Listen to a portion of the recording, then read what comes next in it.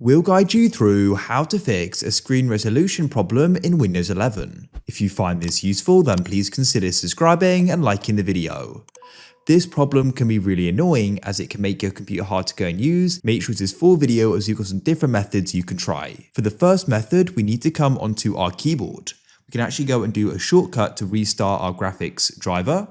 So what we can do is go and press Shift, Control, Windows Start key and B together like so. You'll go and hear a beep and your computer screens will go and flash black. That's restarting the graphics driver. Go and see if that solves the problem. If it does, then great. If it doesn't, then what we want to do is go and right click on some blank space on your desktop and go down and press Display Settings. In here, you then want to go and scroll down and you want to go and find Advanced Display at the bottom. And then you can go and choose your display in the top right here if it's happening with one of them and you've got multiple. Then what you can do is go down and press Display Adapter Properties. You'll get this pop up and you can go to the bottom left, press List All Modes, and then you can go and see the different modes available here. You can go and change it to another one. I could try changing it to this one here. Press OK and then press Apply in the bottom right.